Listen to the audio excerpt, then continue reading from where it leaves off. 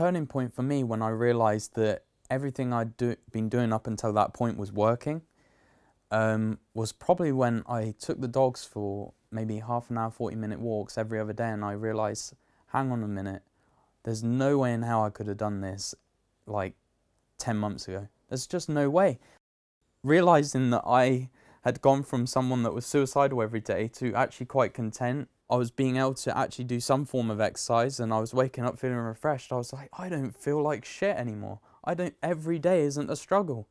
That was the point where I realised that my effort had paid off.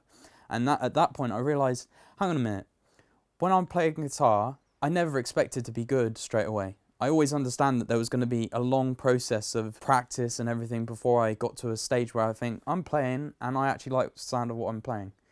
It was at that point where I realised why, for so long I was stuck in a mindset thinking that I could overcome this in just such a simple manner. But my hard work made it so much more rewarding, that all my hard work had paid off until this point, and that it was only up from here.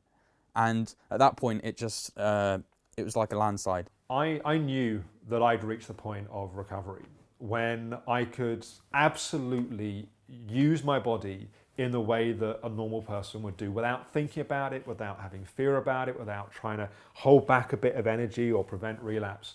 And what that looked like for me was progressing from doing yoga to being able to go for a run. And I just run hard on my body. And by this point, I'd moved to North London. I was I knew I was at the final stages of recovery. And I went for this run from where I was living at the time in Crouch End up through Alexandra Park and up to the top where Alexandra Palace is. It was a big hill.